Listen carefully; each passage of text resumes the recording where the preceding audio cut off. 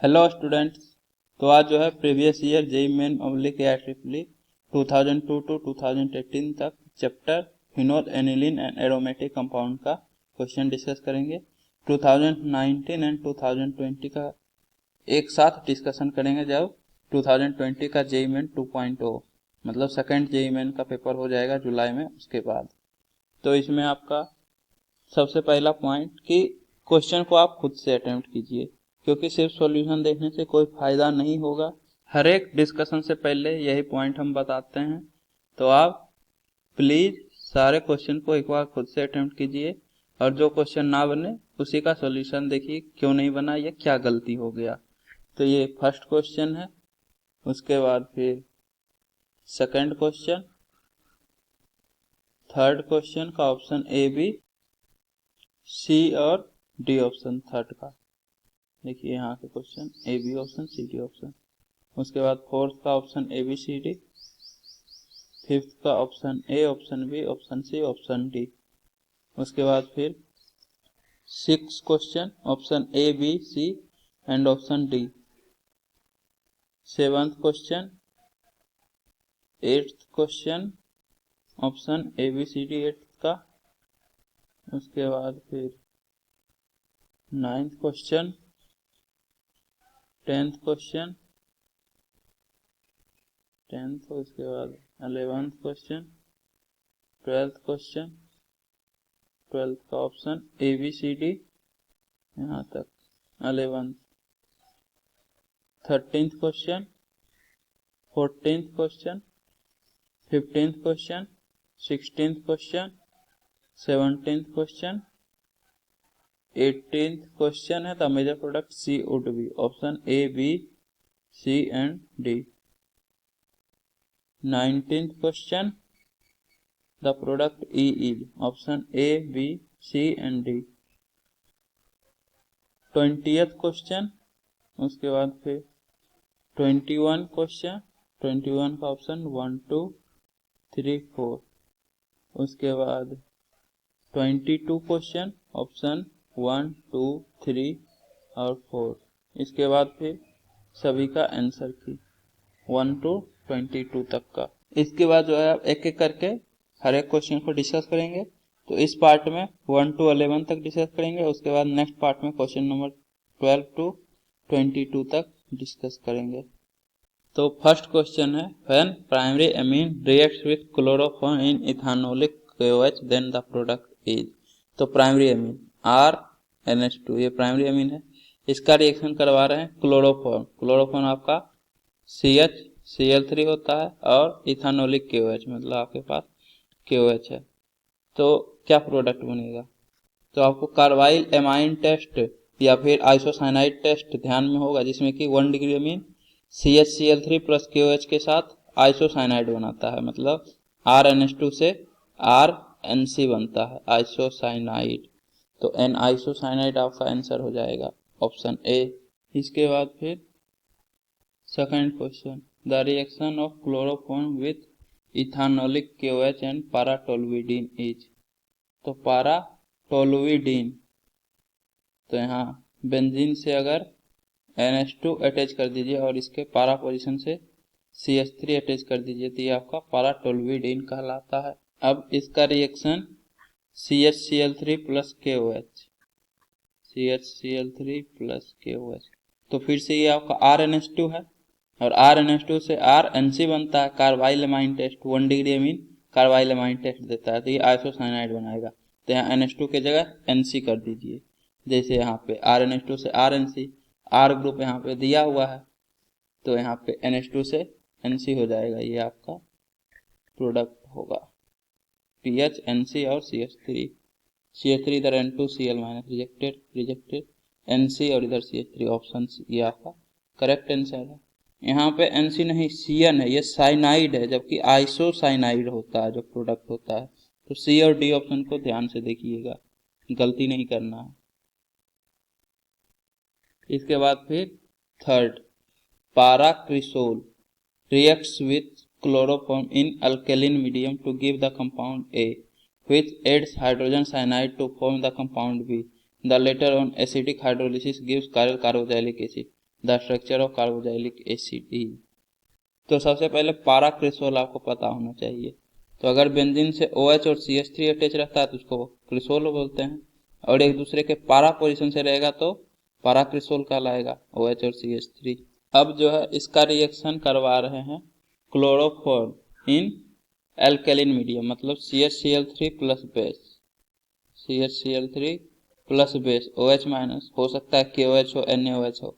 तो आपको reamer टिमान formylation के बारे में बताए थे कि अगर CHCl3 प्लस KOH मतलब बेस या फिर कोई भी बेस प्रेजेंट रहे अल्केलिन मीडियम, तो फॉर्माइलेशन हो जाता है, मतलब OH के रिस्पेक्ट में ऑर्थो और पारा पोजीशन से CHO अटैच होगा। लेकिन यहाँ पे पारा पोजीशन ब्लॉक है तो सिर्फ ऑर्थो पोजीशन पे आएगा, और ऐसे भी ऑर्थो वाला ही मेजर होता है क्योंकि CHO और OH के बीच में हाइड्रोजन बॉन्डिंग होता है।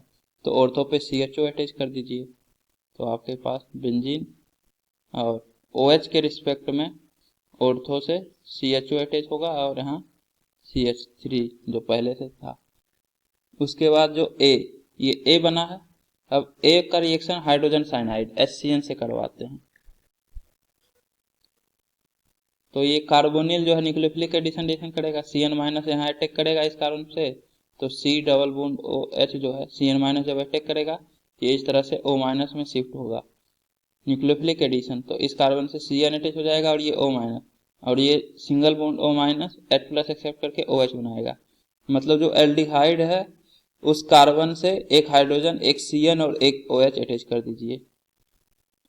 यहाँ बेंजीन, उसके बाद OH, और ये जो एल्डिहाइड वाला कार्बन है इससे एक CN अटैच कर दीजिए, एक हाइड्रोजन पहले से था, और डबल बॉन्ड O जो था वो OH बन जाएगा। पहले तो न्यूक्लियोफिलिक एडिशन होगा तो डबल बॉन्ड इस तरह से शिफ्ट होगा, तो O माइनस और O minus H plus accept करके OH बना लेगा। तो ये जो है साइनोहाइड्रिन बन गया। साइनोहाइड्रिन आपका ये B है। अब B का हाइड्रोलिसिस करवाए हैं, तो B का जब हाइड्रोलिसिस होता है एसिडिक मीडियम में H3O+, तो आपको पता होगा कि RCN के हाइड्रोलिसिस से RCOOH बनता है, मतलब CN को COOH में कन्वर्ट कर दीजिए, बाकी सबको एज इट इज रहने दीजिए। यहाँ पे थोड़ा सा गड़बड़ है, ये CH3 जो था CH3 भी तो रहेगा, ये छूट गया था। अब यहाँ CN को COOH में कन्वर्ट कर दीजिए, तो बेंजीन यहाँ से OH, इसके बाद फिर नेक्स्ट कार्बन, इससे एक हाइड्रोजन है, एक OH है, और CN जो है ये COOH में कन्वर्ट हो जाएगा। तो CHOH COOH होना चाहिए, और यहाँ CH3 भी तो होगा, यहाँ से इस तरह से CH3। तो ये आपका कार्बोक्सिलिक एसिड है, ऑप्शन देख लीजिए। तो OH के रिस्पेक्ट में CH2COOH रिजेक्टेड, क्योंकि यहाँ एक OH है, एक ही हाइड्रोजन है, और COOH OH के मेटा पोजिशन से, तो ये तो रिजेक्टेड। OH के रिस्पेक्ट में ऑर्थो से होना चाहिए। अब यहाँ OH के रिस्पेक्ट में CHOH COOH, तो ये सही है, ऑप्शन C। तो आपका आंसर C हो जाएगा। इसमें देखिए ये वाला ग्रुप तो सही है, लेकिन OH के रिस्पेक्ट में मेटा पोजीशन पे है, CH3 से ऑर्थो पे, जबकि OH के रिस्पेक्ट में ऑर्थो पे अटैच होगा, ये रिमर टिमान फॉर्माइलेशन। इसके बाद फिर fourth question, among the following the one that gives positive iodoform test upon treatment with I2/बेस, I2 एंड NaOH बेस होता है, तो पॉजिटिव आयोडोफॉर्म टेस्ट देना चाहिए। मतलब आपके पास CH3 CHOH प्रेजेंट हो या फिर CH3 C double bond O। तो यहाँ पे अल्कोहल है, तो अल्कोहल है सारे ग्रुप में, तो CH3 CHOH होना चाहिए। तो यहाँ CH3 CH, उसके बाद CH2OH है तो रिजेक्टेड। CH3 CHOH, ऑप्शन भी देखिए आप, PH CHOH और CH3, मतलब CH3 CHOH प्रेजेंट है तो आयोडोफॉर्म टेस्ट दे देगा, तो ऑप्शन भी करेक्ट। बाकी में CH3 CH नहीं, CH3 CH2 CHOH है जो कि रिजेक्टेड होगा।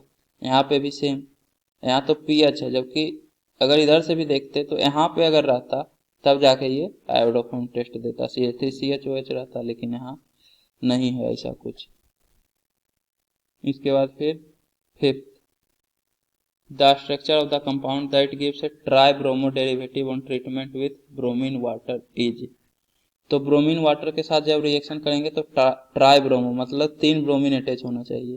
तो आपको पता है कि हिनोल का रिएक्शन जब ब्रोमीन वाटर से करवाते हैं Br2H2O से, तो दोनों ऑर्थो और पैरा पोजीशन से ब्रोमीन अटैच हो जाता है। तो 2 ऑर्थो पे मतलब 2 + 1 तो 3 ब्रोमीन अटैच होगा। लेकिन ट्राई ब्रोमिनेशन के लिए ऑर्थो और पैरा पोजीशन खाली होना चाहिए। अगर यहाँ पहले से अटैच है ग्रुप तो यहाँ पे तो ब्रोमीन अटैच नहीं होगा।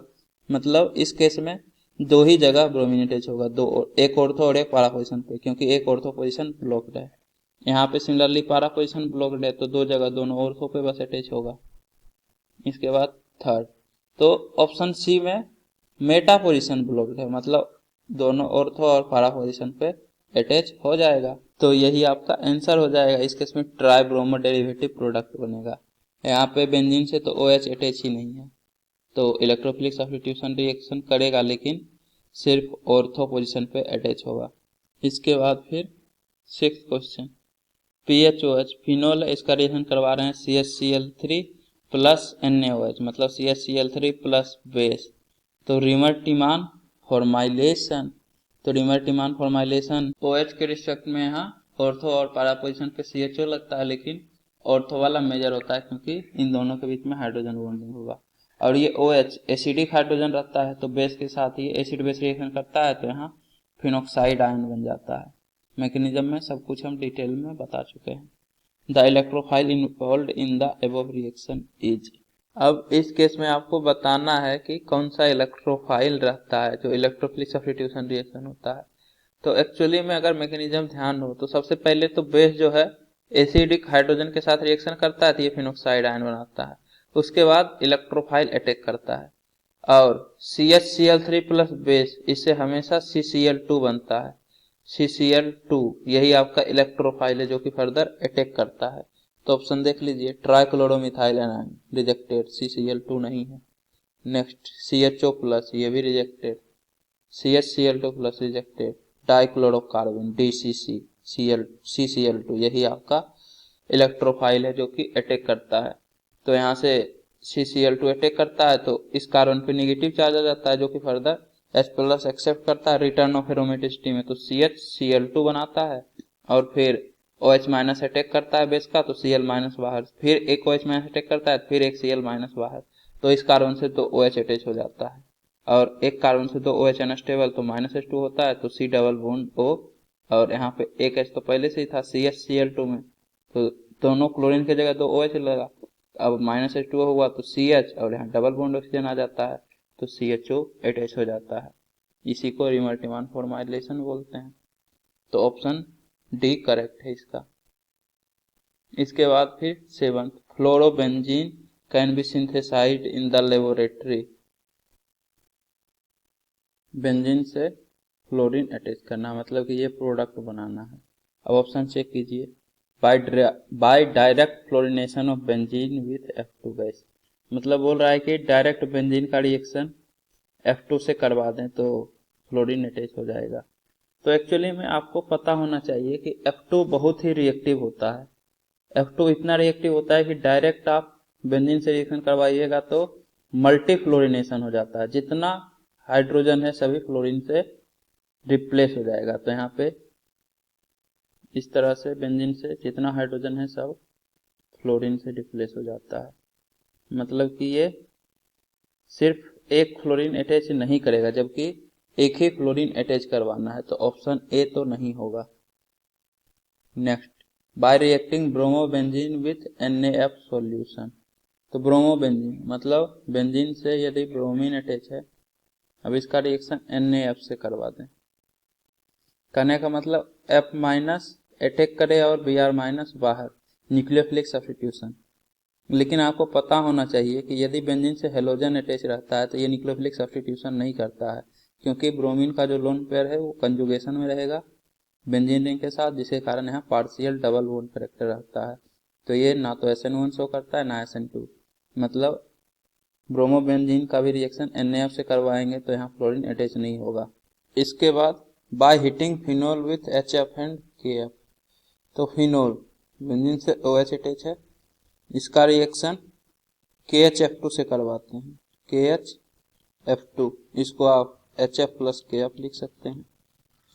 तो फिनोल जो है HF+ KF, KHF2 से रिएक्शन ही नहीं करेगा, मतलब फ्लोरीन यहाँ अटैच नहीं होगा बेंजीन से, तो ऑप्शन डी ही बच जाता है, यही करेक्ट होगा।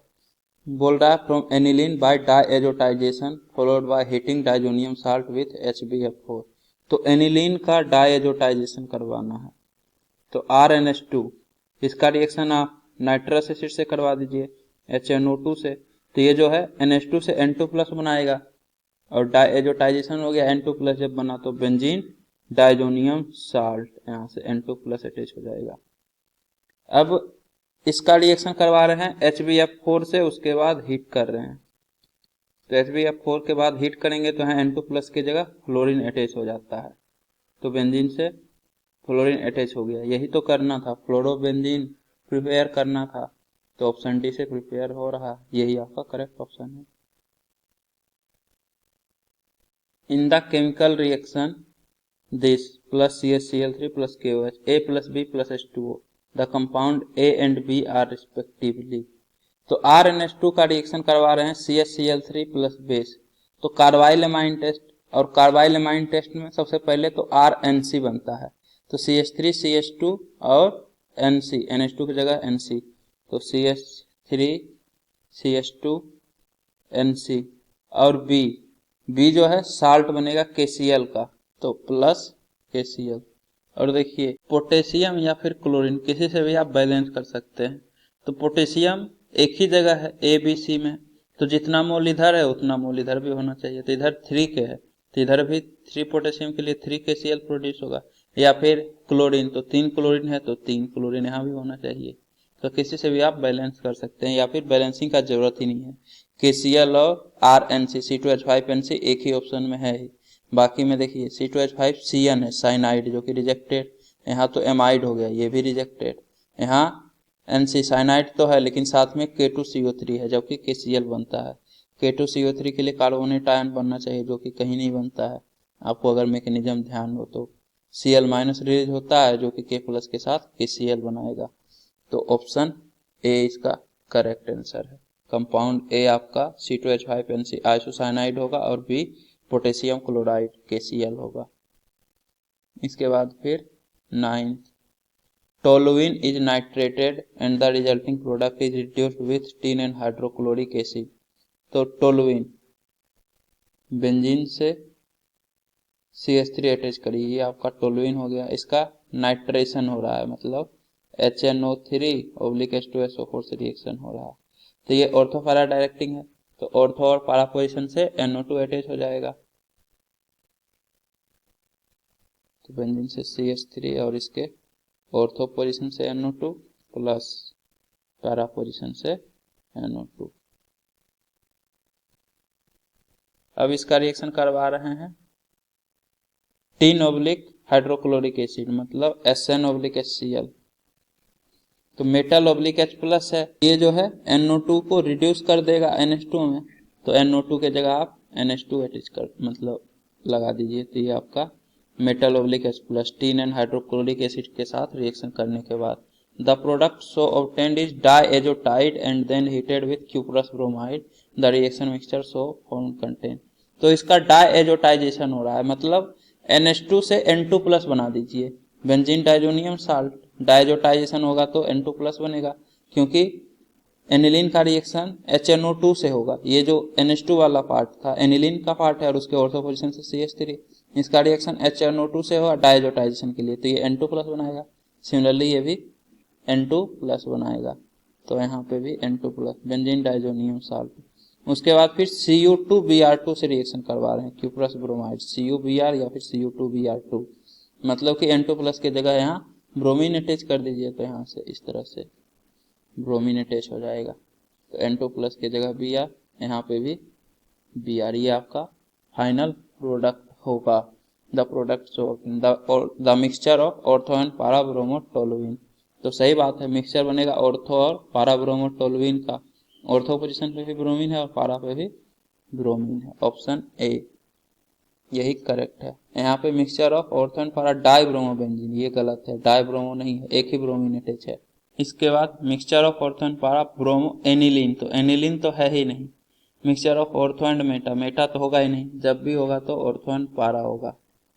इसके बाद फिर 10th, phenol when it reacts with concentrated sulfuric acid and then with concentrated nitric acid gives।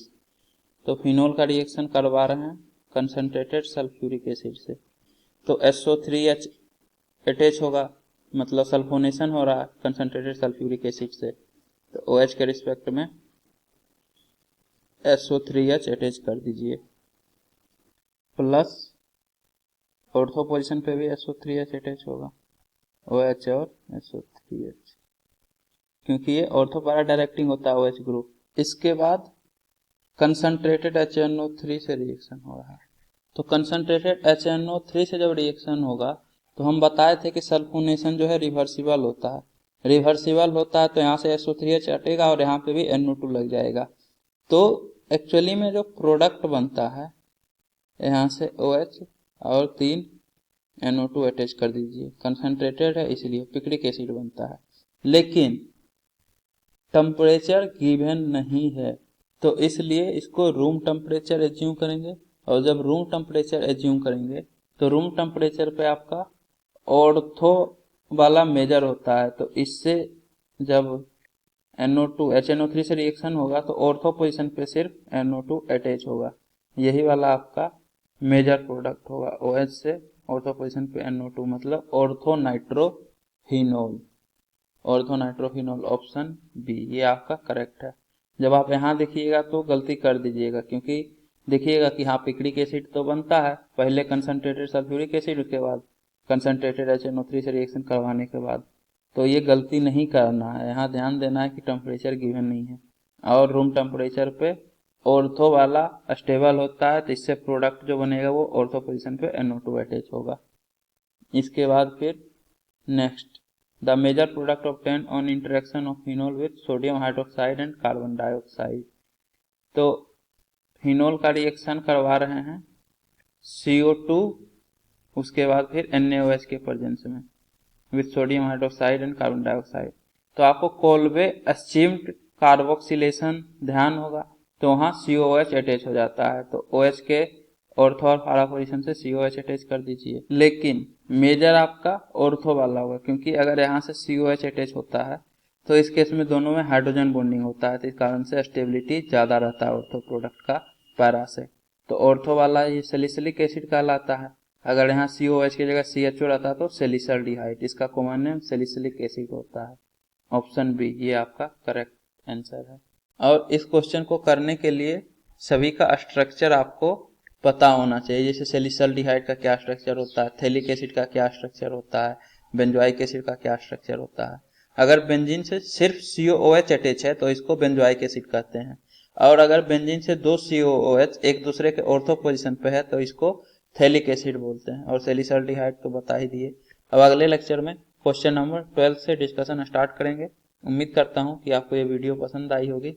यदि आपको ये वीडियो पसंद आई है तो इसे लाइक करें, कमेंट करें और अपने दोस्तों के बीच शेयर करना ना भूलें। Thank you.